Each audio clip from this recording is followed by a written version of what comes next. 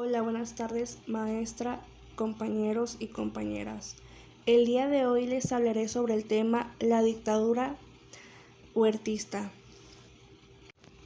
El huertismo es la etapa de la historia de México en la que la presidencia estuvo ocupada por Victoriano Huerta, un militar y político nacido en el estado de Jalisco. Su gobierno se caracteriza por haber despojado al país de las instituciones democráticas, ya que tanto el Congreso como el Senado dejaron de funcionar. La propia llegada de Huerta al poder se debió a un levantamiento sangriento contra los gobernantes del momento, Francisco I. Madero y su vicepresidente, Pino Suárez. Para conseguir ser nombrado presidente, recurrió a una argucia política con la que trataba de obtener legitimidad democrática. Enseguida pasó a ser un dictador, que trató de conservar el poder mediante la fuerza. Se encontró con numerosas facciones opositoras, destacando la liderada por Venustiano.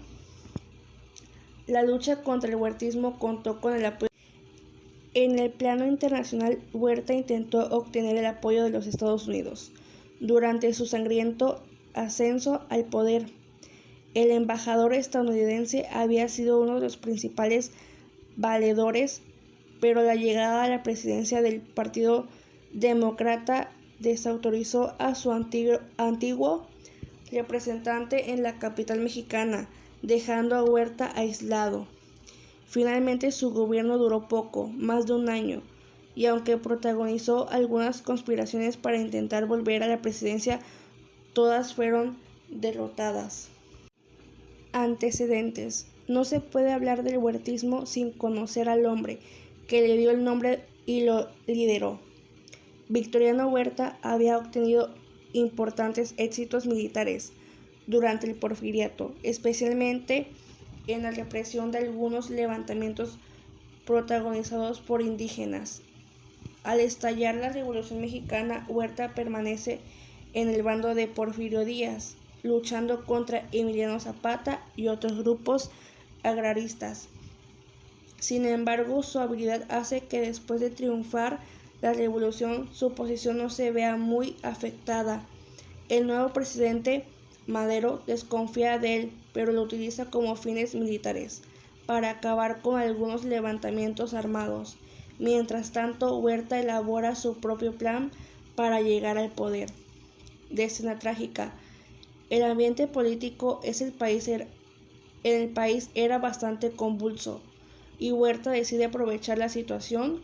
Junto con su sobrino de Porfirio, Félix Díaz, llega a un acuerdo para derrocar a Madero, con el embajador estadounidense Wilson como testigo y partidario.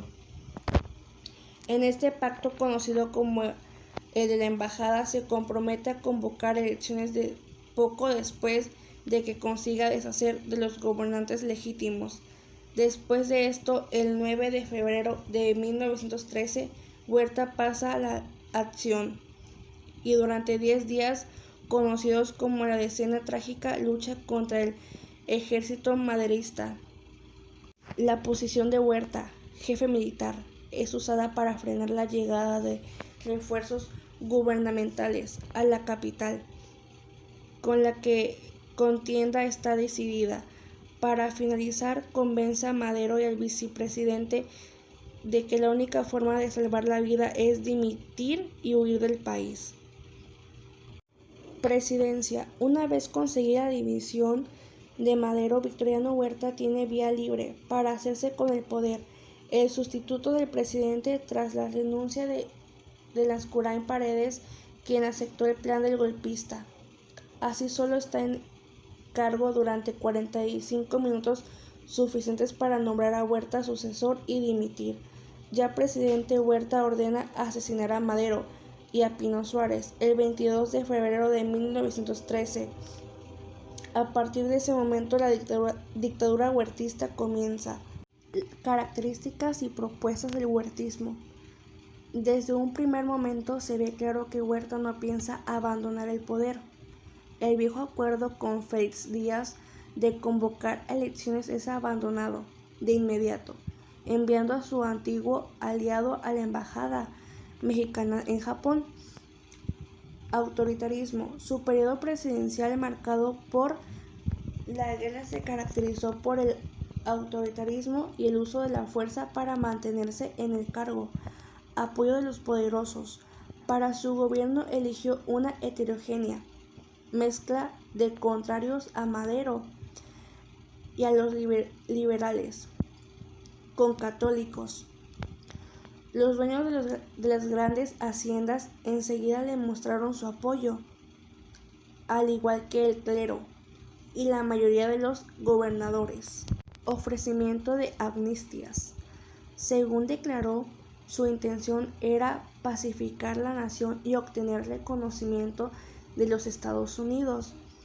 Para lo primero ofreció amnistías a las zapatistas y a los partidarios de Orozco, mientras que los segundos aceptaron.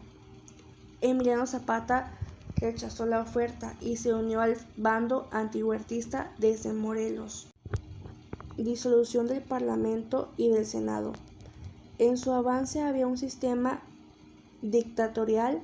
Huerta no dudó en usar la violencia, inclusive contra los representantes del Congreso.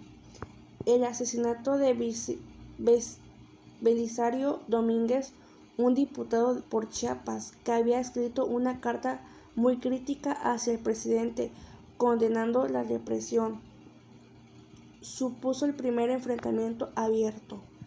Los diputados exigieron una investigación sobre el crimen y que sus vidas y sus funciones políticas se garantizaran. La respuesta de Huerta fue disolver la Cámara y ordenar que varios representantes fueran detenidos. Ante esto, el Senado decidió disolverse por sí mismo. El poder absoluto queda en manos de Huerta, que asume funciones extraordinarias. Embargo de armas por Estados Unidos. Uno de los aspectos en los que Huerta salió mal parado fue en las relaciones exteriores, especialmente con Estados Unidos, si bien había obtenido el apoyo durante su asalto al poder. El cambio del presidente estadounidense hizo la postura de la gran potencia cambiara.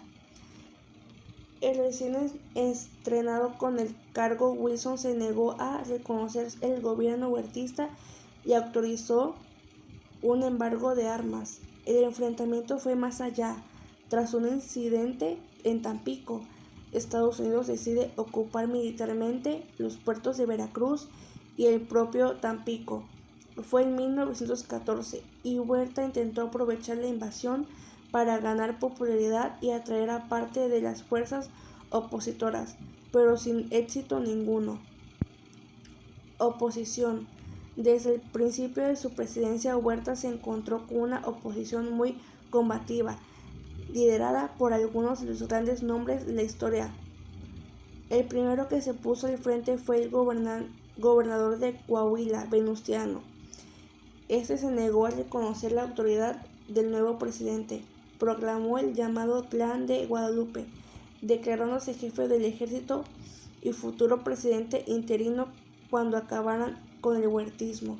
A partir de abril de 1913, apenas después de un mes desde que Huerta accediera al poder, las filas de Carranza fueron ampliándose, recibiendo apoyo de hombres como Villa, Zapata, Álvaro Obregón.